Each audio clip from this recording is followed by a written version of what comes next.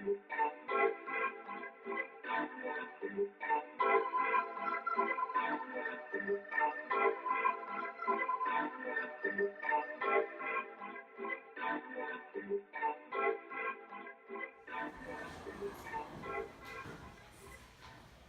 back to Greater.inc, where you are greater than you were yesterday, but you'll be even greater tomorrow. I'm Zachary Tanner. This is Mrs. Delaney Vandergrift.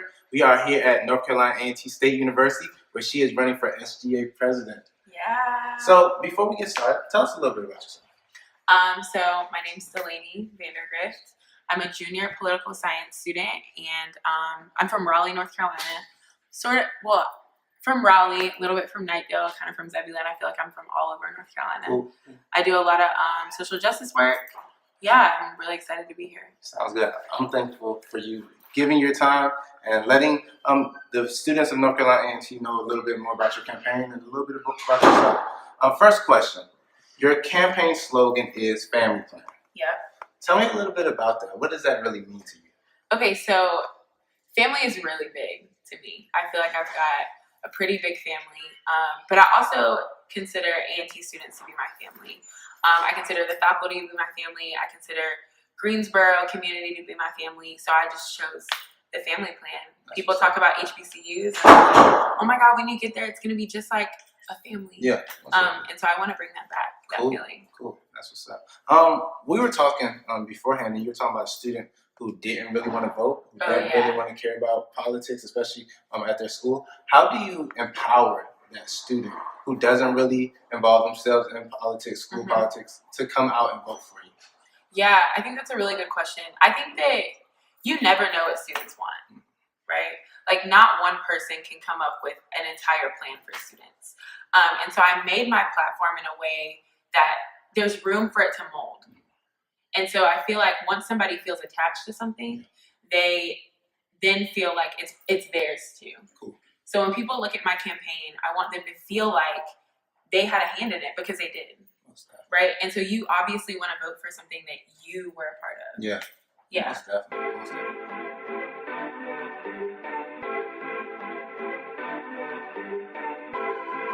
You've done a lot of social justice work and you've been an advocate for change in this local Greensboro community. Yeah. How can you bring those skills that you learned from that and apply it to the SGA presidency?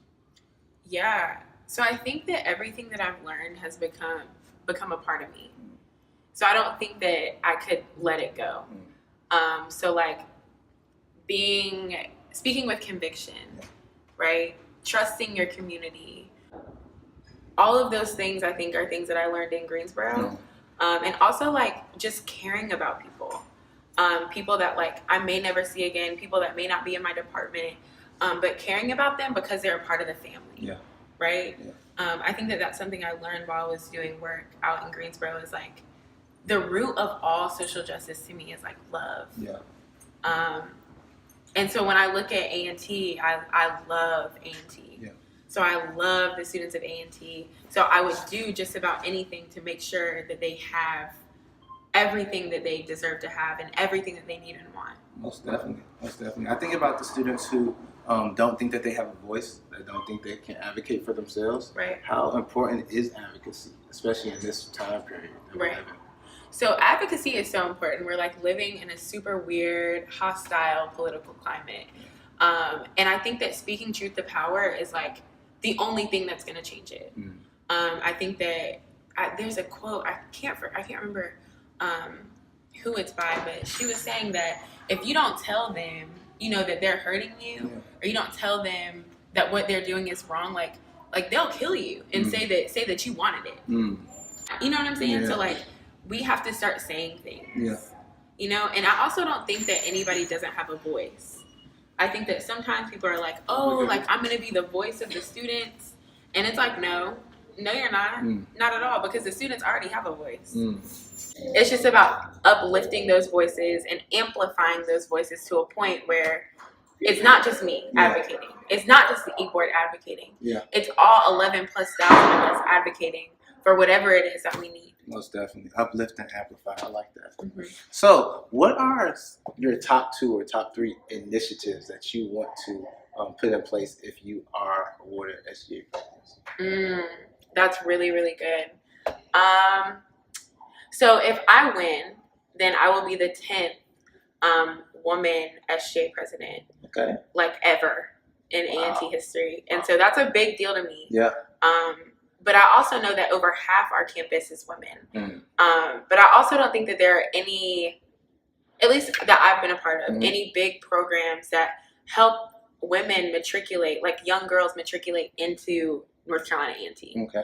And I know that we have Men on the Move, we have the Village, we have all of these incredible programs, both on and off campus, that help young boys want to be a part of A&T. Yeah. And we also have the Ladybugs. We have all these different things. So I don't think there's a big thing. Yeah. So I want to have the I Empower Summit. Okay. For young girls and also like non-binary kids that are like, I don't really know where I am, like on the gender spectrum. Okay. For them to come and learn development skills, social justice stuff naturally, civic engagement, self-esteem stuff, whatever kids are going through at young ages. I think that it's just important that they're here and having conversations with us, women, and also folks in Proud that are non-binary and trans, to have those conversations, the tough ones that I feel like aren't generally being had in like public schools. Yeah. So that's one. Okay. The second one, I would really like to change the attendance policy. Okay. That's a big deal to me. It's a big fight, but it's also a huge deal to me. There are a lot of people that suffer, like their grades suffer because they're not in class. And sometimes they're not in class because like, oh, I don't want to go to class. But I don't think that that's it all the time.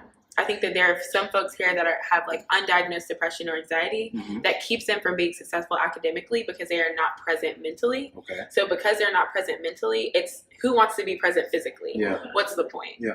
So I want to change the attendance policy to include mental health, like having a mental health day, a depressive episode, both diagnosed and undiagnosed. So that you can make up your work, so that you don't have to fail a class. Because to me, it's discriminatory. Yeah. When your grades suffer, and when teachers are saying no to making up work because you could not get it together mentally, and I won't say get it together because I think that's like putting the pressure on the wrong person. Okay. But if you just can't be there mentally, then I just don't think that your grades should have to suffer. Sounds good. I mean, that sounds like a wonderful initiative, especially with so many students who go through depression on a yearly basis. Right. That's very important. Yeah. Definitely important. School politics. Sometimes it's for the title. Sometimes it's for the respect. Sometimes it's just for the status. Right. But sometimes it's not even about the work. Yeah. Why SGA president for you? Why? So I've ran twice, lost twice. And I decided to go for the big dog because I think that there are people on campus that have to know that you just don't give up. When you're passionate about something, you do not give up. And I haven't given up on myself, and I haven't given up on the students on campus. I think that the students on campus deserve somebody like me, that will fight for them, and not just a little bit. I mean, fight, like fight for them, to make sure that they get what they need and get what they deserve. I think that the people that are doing it for the title or the clout or whatever it is that they're doing it for, that's cool. People are gonna do what they're gonna do. But SGA president is a big deal. Yeah. You sit on the board of trustees. It's a big deal. It's a big responsibility, and I think it's something that I can handle.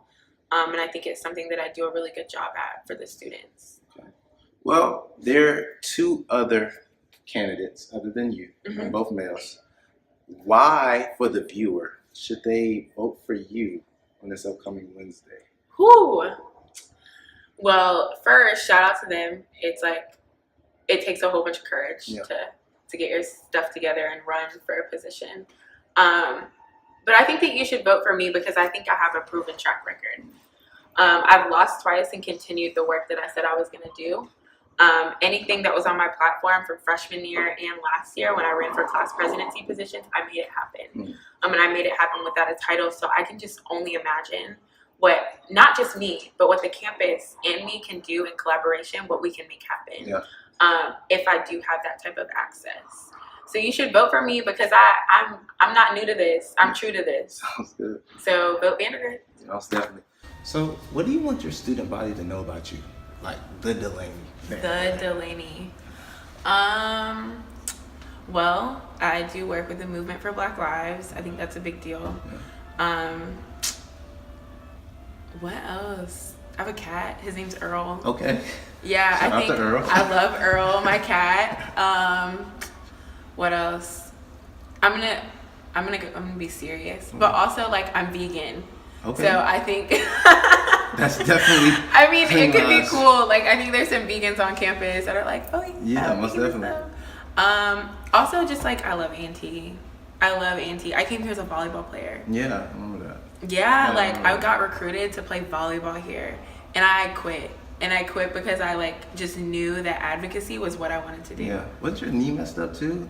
Yeah, I tore all of my peroneal tendons in my left ankle when I was a senior in high school. So when I got here, I was like still injured. Yeah. But I chose this route, you know?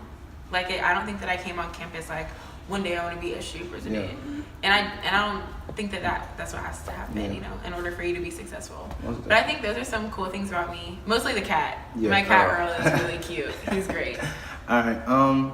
When Greater.inc, our motto is greater than yesterday, but you'll be even greater tomorrow. And what that basically means is every day you're striving to push your goals, your talents, your dreams to the next level. Yeah. You're never stopping. And you kind of talked about never quitting, this being your third time running. Yeah. But talk about self-development. How important has it been for you, and what kind of things do you do to practice self-development?